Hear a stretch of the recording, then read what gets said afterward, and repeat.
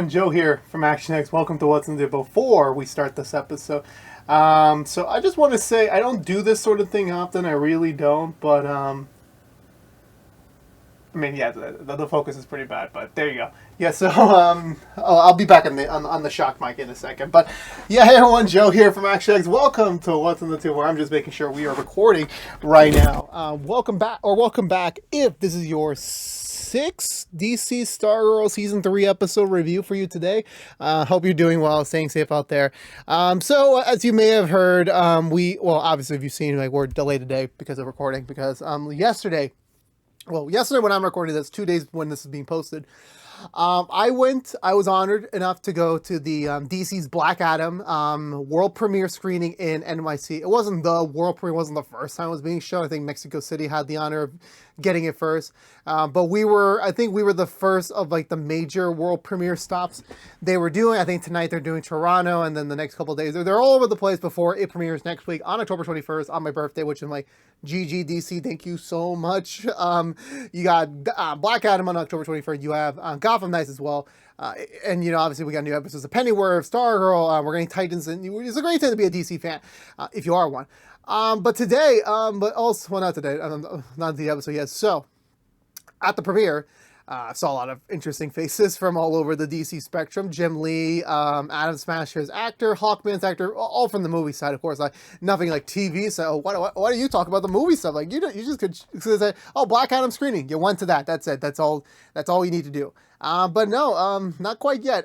So I was waiting in line I was in front waiting to get in. I was the latest showing to go in because they did multiple showings throughout the evening. I went on the 9 o'clock showing, and I inadvertently saw the stars of Stargirl. Well, I first saw them at a distance. I didn't know about it. I think it's are those it? Are those them? Is that Brecken Event? I.e. who plays Courtney and Yolanda in the show.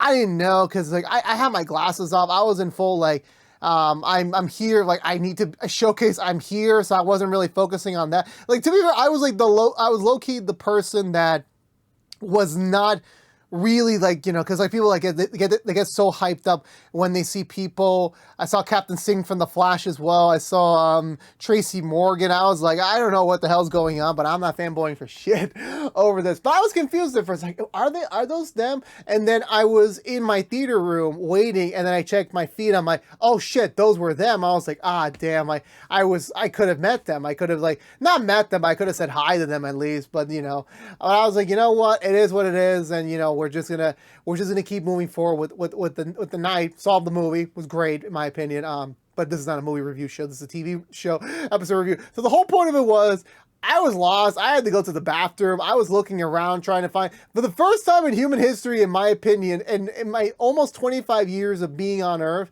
I did not know. I saw the boys' bathroom, the male's bathroom, having a line that was the bathroom was a good maybe 3, 4, 5 feet away from my theater room. As soon as I got out, I saw the end of the line. And meanwhile, the woman's side was completely empty. There was no line. I'm damn. I was that's a first in my opinion. I've never seen that before. So I was trying to find my way out, and eventually I got into we're supposed to go off a certain escalator. And actually everyone got off with most of the regular cast, which I'm oh my god, this is a treat. This is the closest. I've met not celebrity. I'm not gonna call them celebrities. I met people that've been in movies. I met people in TV shows. So it's nothing new in my opinion. I've met people that are on screen that I'm watching, and I got to shake their hand. I got to take a selfie with them. I got to hug them in some cases. I got that honor to do so. So it's this is nothing new to me. Okay, Hawkman is right above me. I passed by Jim Lee. I'm this is nothing new to me. It's cool. But they're human beings just like you and me. And then in the distance, I was taking the escalator down, and I saw Brecken Yolanda again. And I was okay, so this is cool. I can't keep myself show because again, this is the closest I've been to. This is the first time I've been around people that I've been reviewing for years now. I haven't met Nathan Fillion yet. I haven't met Kennedy McMahon, who plays Nancy Drew, which is a show we also review, which comes back next year. I haven't met anyone of the shows I reviewed a week. I haven't met anyone, and this is the closest. I'm like, you know what? I would be like, I'm in their presence. This is the thing. So the AMC we went to, we had to cut for the back way, which is connected to I believe it's a Dave and Buster's. So we're on our way down. I lost him for a brief bit, and I was like, okay, before I continue any further, this might start a little stalkerish, but keep in mind, this was literally the biggest crowd of people I've ever been to. There were so many regular moviegoers, nerds, geeks, the talent themselves, producers. Like, we all almost went out the entire same way, except The Rock. I didn't see him at all. I would definitely cop the selfie if I could have, but I didn't. So we had to go down the same escalator. So by the time I got to the Dave and Buster's portion, I was like, okay, I'm still following the queue. Like, I don't see them anymore. I'm like, okay, they must have went off a side entrance or something, because they're talent. Even though they weren't in the movie I just watched, they're so like DC talent. We keep going down, and then they were splitting up the escalator into the staircase line, because the escalator line was starting to get overfilled. So I was like, okay, I'll probably take the escalator. But no, they put me in the escalator line. I was the last one. After that, people went to take the staircase, and they were like right there. So I was polite. I didn't want to like push anyone. I didn't want to do anything. And I was like, there were still some decent sized people ahead of me. Well, not ahead of me, in front of me. So I was like, not going to do anything. If I do run into them outside, that's cool. If they get into their car and they leave, that's also cool. I'm not one of those, like, I got to get to them. I'm not feeling that move. I'm already happy tonight. It was already a good day of my regular job. I was already having a fun time, just chilling outside, not worrying about anything else. And then seeing the movie was great. So I was like, you know what? If it happens now, it is what it is. And then the elevator next to us magically opens up. Most of the people in front of me go inside the elevator, and there was only like two people like in front of me next to them. And then, yeah, so but like you said before, I'll probably have a much more, you can go follow us on ActionX on Twitter to go see the full photo in like a much more crisper detail. But yeah, so I got to meet them outside.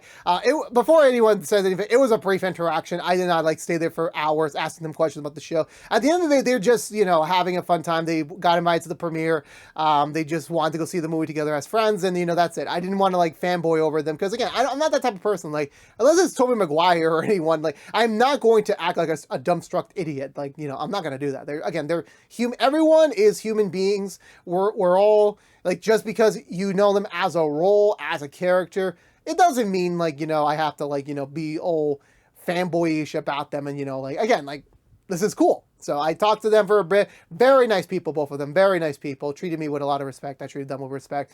Complimented them on the show. Because I don't think anyone, like, I think people after I saw them, like, took photos with them. But I was the first one that actually noticed them. Because, again, like, no offense to the CW world. No offense to the TV shows. Like, they're not as well known. Like, people more care about the big stuff, the movies. And, obviously, I knew them from there. So, like, again, very chill people, very nice people. And we joked around the fact that we were all debating, like, should we just stay home to watch Stargirl, or do we come out for the Black Adam premiere? And of course, obviously, we made the right choice. We went to go see the Black Adam premiere. But again, very nice people. Took a selfie with them, and that was it. I did my part. I took a photo with them, introduced myself, and that's about it. So then I dipped, and I was like, that was great. That was an awesome moment. No regrets. And again, very nice people. Again, as long as you treat people correctly in this world, you're just not going to get anything but niceness from them. But again, so thank you. And before anyone goes any further, just because I met them, it does not mean I'm going to start changing my opinion of the show. So don't worry, we're going to continue. But now, that was over. That was fun. But now the show must go on, because today we're reviewing another episode of Stargirl. This is the episode. I think this is going to be the last like somber-ish episode. Now we're like really like towards the end. We were really ramping things up. Like, okay, we're setting up the character. We're setting up the emotional state. Now we're going to get to go. We're going to go into the good part. But yeah, so. Even though this was kind of like a much more slower episode, it was interesting, the reveals towards the end, and that definitely kind of helped things out. Otherwise, this could have classified as, like, I don't want to say it was a filler episode. It was like an episode that had character moments, but it was mainly just like, it felt like at points like we were just getting to the good stuff. We're getting to the point. We're getting to like to the big plot stuff, just to fill the episode order. That's what I was originally feeling like when we were in the first half, and then I was like, okay, no. This is where now the fun begins. This is where the fun begins. So anyway, But yeah, actually, I thought I was in the butcher recap already. No, I'm just happy. I'm just very happy with everything that happened last couple of nights ago. And now again, like again, let's get through it. I'm done rambling. I'm done. Like let's just get through the butcher recap. That's all you've been here for. Sorry if I'm taking up your time. It's just it's cool. It's just it's all connected somehow. It's all connected. So we begin with the episode. Damn, I forgot how the episode began. I legitimately. Oh no, I forgot. Cindy goes back to the ISA headquarters after Starman, Yolanda, and Rick have already been there before.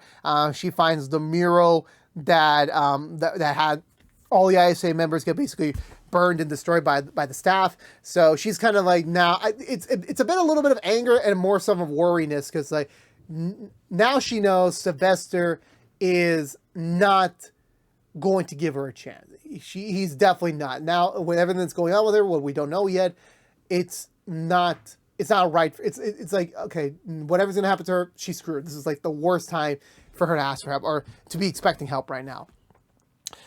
We cut to the next day. Thankfully, the Crocs are not here this week, which I'm like, thank God.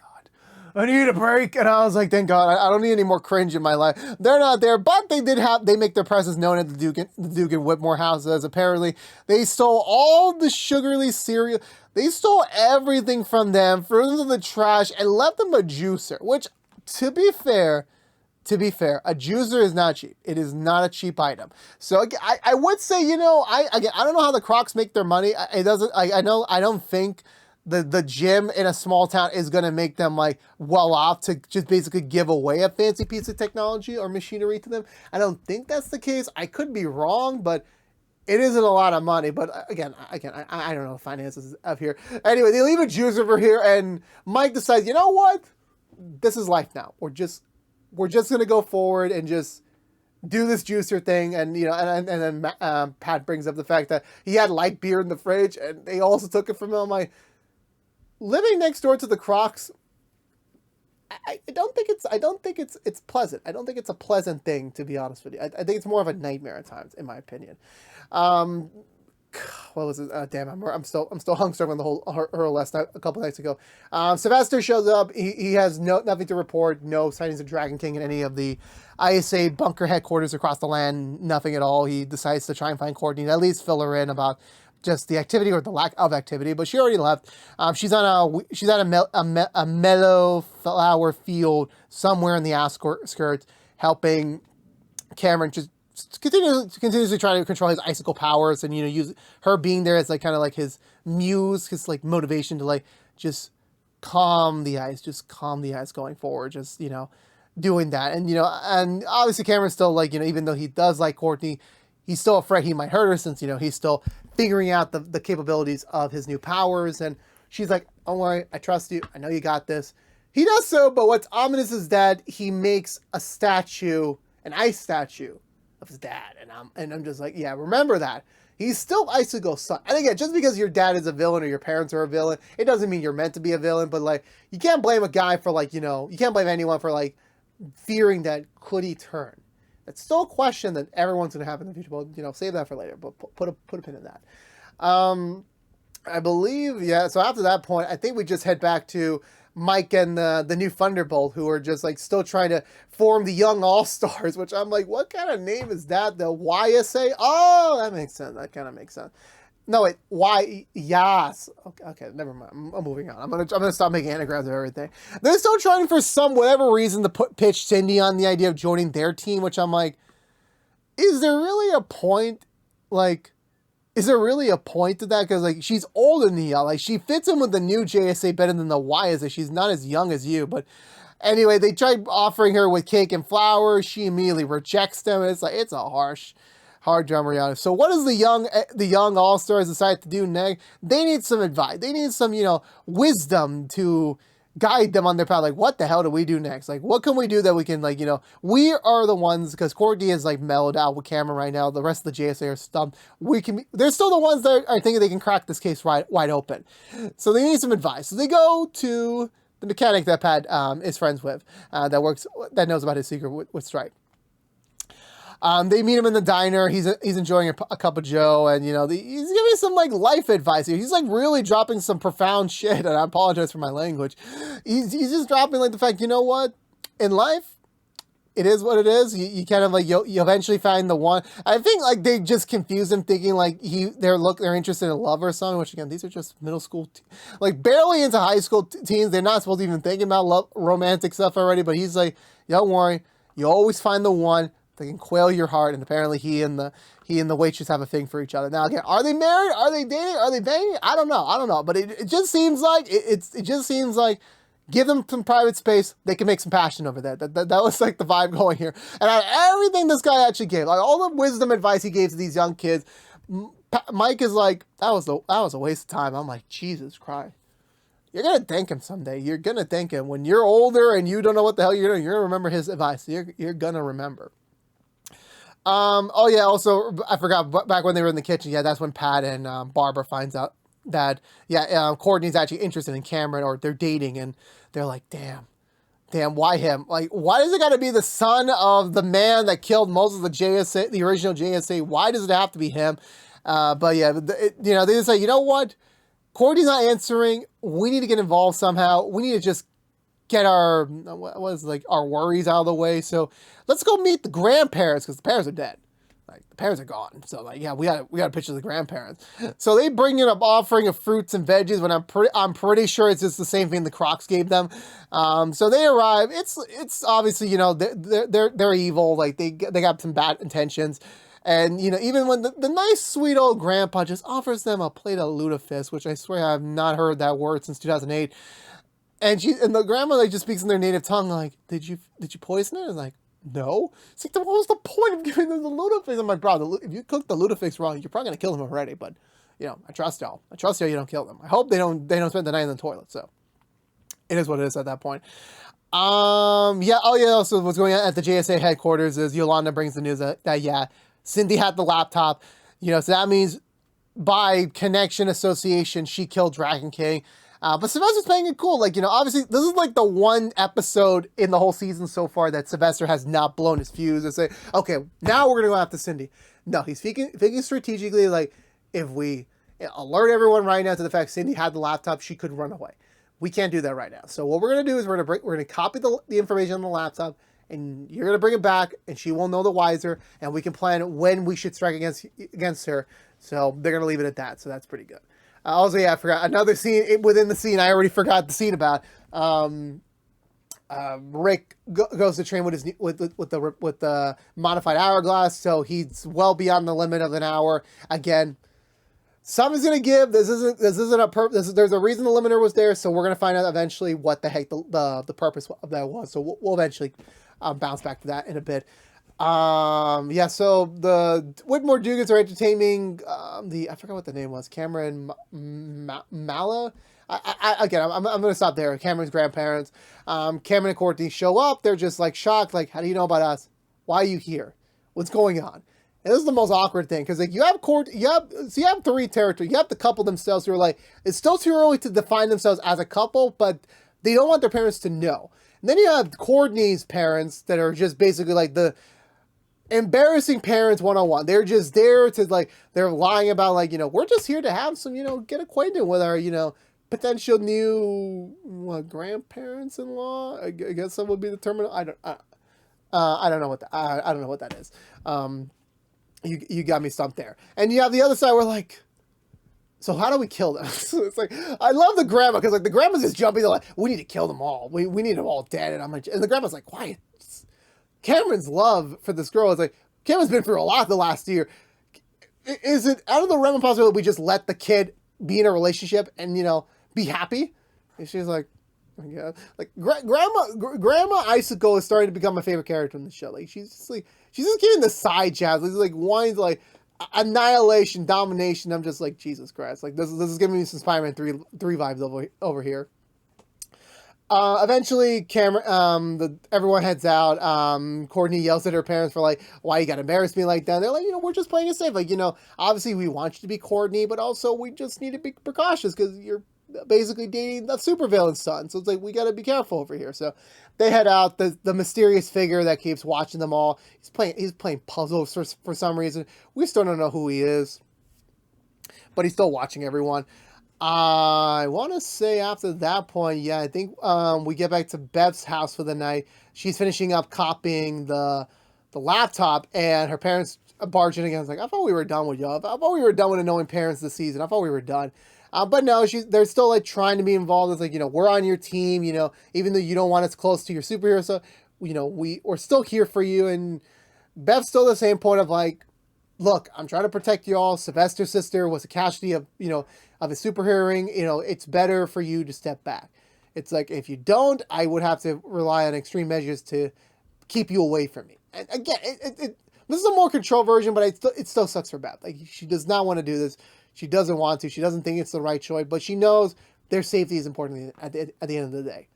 Yolanda shows up, picks up the laptop. Beth tries to like have a heart-to-heart with her, and Yolanda does the best she can under her stress. So, like, Beth asks her, like, what would you do if your parents tried to be involved in your life? Would you let them in? And she's like, hell no. Like, considering her parents, yeah, that's definitely not going to happen. But, she's still like, what? That's my parents. That's what I would do. You're different. Your parents are different. So you need to decide what you do. So she heads out while Beth kind of, resumes the decrypting process. But then that's when she discovers the same mysterious feed that the gambler found before his death. And I was like, oh no, you better not kill Beth.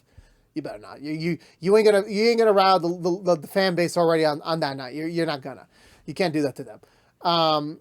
Yolanda delivers over the laptop back to Cindy's room, but she already discovered her, and she already knew Yolanda took the laptop in the first place because Yolanda left the scratch mark on her original way in. They don't pull any punches. They immediately get into the fight. This is it. I'm taking you down. And again, you can feel Yolanda's energy right now. Like, she never liked Cindy. She never wanted her on the team. As part of plus everything she's did before the main show started. Plus, just everything the past couple of weeks is like, she wants to kill her. She wants to destroy her. And, she's willing to do whatever it takes. And, of course, Cindy's holding back because of, the mutation and, all this new elements that she's having. Like, she's trying to hold back. But even she's, like, starting to let loose a little bit. So, Courtney's doing homework with Kojak? I forgot what they named the dog. That's when Cameron delivers the flower. It's a sweet moment. Like, as of right now, Cameron is just... he's just focusing. I don't think his grandparents are letting him in on like if there's a grand evil scheme that they're cooking up, but he's happy right now. He's got Courtney finally. He's controlling his powers. It's literally the best he can do right now. Take the victories when you can. So eventually Rick joins into the fight once they head up to the front yard. The two of them take the fight off Cindy. They're starting to discover like what she really is hiding. Courtney steps in using the star mode on them, taking them all down and stopping the fight. She's asking what the hell's going on, and of course they're telling her like she had the laptop, and Courtney's trying her best to like try to protect Cindy, but again the odds are not really in her favor right now. And Cindy's like it's just eventually she just gives in. She admits that like, yes, I did take the laptop, not because I killed the gambler, but because that the condition, the powers that my dad gave me since we got back from the Shadowlands have been worsening. Like, she's getting the same dragon skin that her dad has, and she doesn't know what to do because obviously her dad, who put all these experiments in her, like, is gone. So the question is, well, I'm pretty sure the gambler has something about the records, so I'm like, the cure for me should be in there, but she needed more time and she couldn't tell the others because they wouldn't believe her. But it's kind of like the same thing, like, I get what you mean, but at the same time, you got to take that risk, like, just hope to God, because again, it's worse to keep it in as the same as lying than telling them too late. Like, it's best tell as soon as you can. And the court is like, how are we supposed to trust you? You got to be honest with everyone. And that's when Cindy's like, you know what? Don't talk to me about honesty, because you hiding everyone else a secret too. Like, you dated Cameron, but Cameron's got powers. He's getting powers, and you're just out there like teaching him these powers. Basically making the next icicle. And obviously, yeah, everyone is like, what the fuck? Like, you didn't tell us that part. Like, I thought they all thought Cameron just didn't have powers in general. I thought the generational thing stopped with the original icicle. But yeah, so Cindy decides to leave. She has enough of them. She decides to get out of the situation. They all head back. The rest of them head back to the JSA headquarters.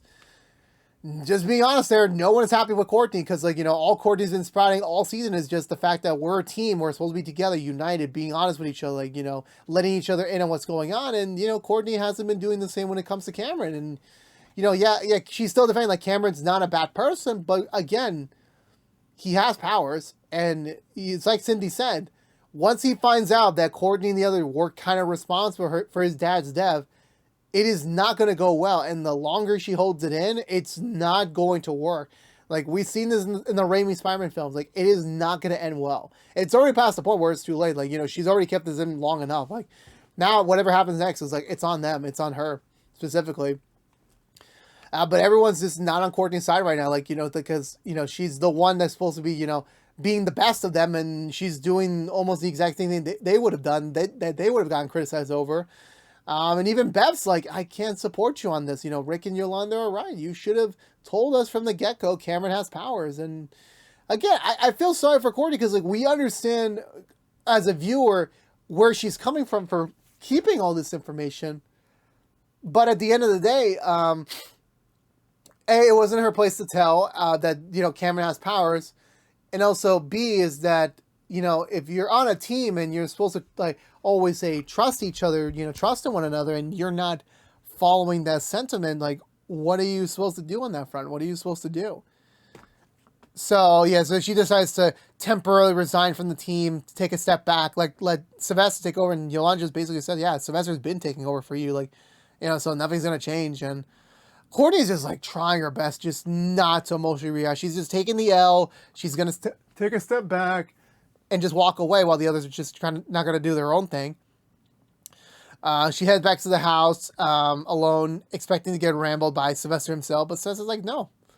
Like, I've only been here for a little bit of time right now, and I know that you're just doing the right thing. You're telling the truth, and I trust your judgment, and, that if you believe Cameron has potential to be not bad like his father, then take it. It's just, and he's also explaining his part of, like, why he's been so cruel to, like, the Crocs and the Gambler and Cindy as an extension.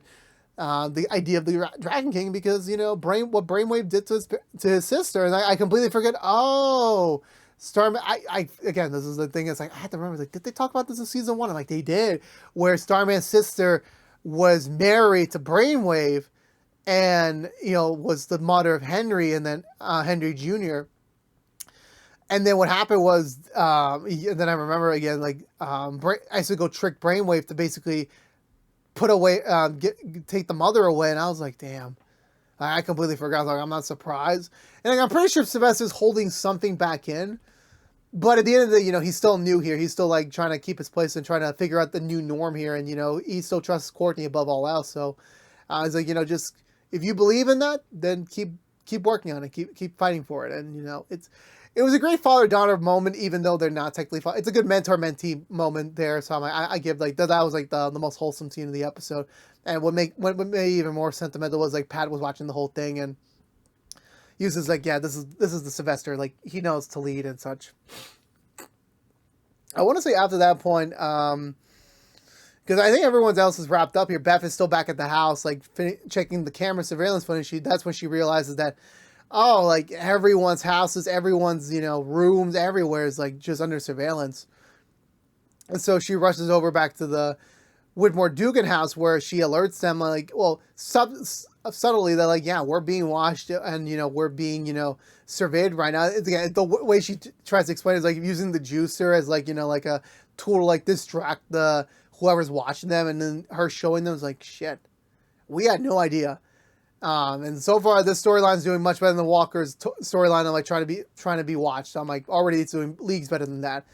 And they're like, you know what? We're gonna calmly settle down. We're gonna let whoever's watching us now be aware of we discovered them, and we're gonna keep moving on. But we know the guy's already figuring out, like, yeah, you guys are figuring out about me. Okay, I gotta make a move soon. Because I believe that was it for the episode, where it's kind of implied it's Mr. Bones, which, again, we went for 6 episodes without talking about Mr. Bones. Well, actually, remembering, like, yeah, didn't we get a tease for Mr. Bones last season and we didn't get anything out of that? Could this finally be it? I don't know. But we have to find out next week to see if we do get that answer to the question. Because that was it for this week's episode of Stargirl. Again, this was a more streamlined, somber episode. You could say it was just an episode that we're getting to where we need to for the second half. That's kind of what the purpose was. It kind of felt like that most of the time. But everything in the end with, Courtney's, secret about Cameron being upended. They're finally realizing that there is someone watching them. And just everything going on. Again, this is setting the stage for an interesting second half of the season. And I legitimately don't know what else they can do next. It's going to elevate things further. Because, again, so far this season's been very interesting. It's mostly been character development. It's mostly been, the characters' relationship within each other. We haven't fought really yet that big bad yet. And, obviously last year we've already had, the ISA fight was already over with. The fight with Eclipse already happened. We've already gotten those points earlier in the earlier season. This is the latest. Somehow they really got some big plans planned for Mr. Bones, and they're waiting for him. That's what I'm really curious about. Because I keep forgetting, to check how many episodes the season is. I think it's 13 by this point. But because there's still, I still think there's a lot more story left to cover. I don't think it's going to get wrapped up in 10, but I could be wrong. We'll see how that all goes. But meanwhile, in the moment, this episode of Stargirl was really, really great. Just seeing the characters actually being against Courtney for once. It's that, third caper, the hero kind of is on the opposing side of her friends and family for a little bit for once. It's not like an extreme, we hate Courtney, but they just need a break. They need, some time away to, really understand, mentally, think about was the thing she did was right. Even Sylvester said, yeah, I'll take care of that. Don't worry about that. But overall speaking, I thought they ended the episode pretty great, and I can't wait to see where things go in the second half. But that's for next week, but for now, I'm going to give this episode 2 thumbs up. Once again, really enjoying it. Let me know in the comments below what did you think of this week's episode of Stargirl. Let's have that conversation down below. And I believe that's going to do it for me today, everyone. So if you're unaware, this has been 1-2 from ActionX reviewing every episode in the 3rd season of Stargirl. So if you want to know what we're doing normally in 1-2 besides our Stargirl episode reviews, we're currently doing Walker episode reviews each and every week after brand new episodes on Thursday nights on the CW. We're also doing Walker Independence episode reviews each and every week after brand new episodes, also on Thursday nights on the CW. We're also doing the Rookie episode reviews each and every week after brand new episodes on Sundays on ABC. And we're also doing the Rookie Feds episode reviews each and every week after brand new episodes on Tuesday nights on ABC. But if you don't care about Stargirl, your luck, we'll be back next week with another brand new episode for you, back on our usual time. Also, I forgot to mention, the only excitement with the photo and getting to meet the stars was that was great, but this was the 400th episode of What's in the Tube. We've done 400 episodes, and I'm just it's so surprising. We weren't able to do anything big this year because of just everything going on with the other shows. We had to take a break. Hopefully we'll do something big for the 500th episode, but this was the 400th review I've done, and I'm thinking to myself, shit, I made 400 videos for What's in the Tube alone. It's crazy. It's really great. It's crazy. I've made so much content, and I'm just I'm so happy that we're still going. We're still doing all these reviews, and we still have many, many more to go. It's as long as all of our shows at some point are still on the air, we'll be there to review them. That's not slowing down anytime soon. So I can't wait to see what's next. Again, like I said with every anniversary episode, thank you for the last support for the last 400 episode. I'll see you all in the next 400 episode, because this train ain't stopping, baby. This train ain't stopping. But again, this has been What's the Two from ActionX. Please subscribe to us on youtube.com/ActionX videos. Ring that bell for notification when our next episode reviews live. And please also share us, follow us, like us, follow us on social media. Until we see each other again, for all you Stargirls out there, I'll see you all next week for the next episode review. But until then, stay safe out there, be good to each other, and as always, peace out. And yes, I forgot the mask because it was the 400 episode, so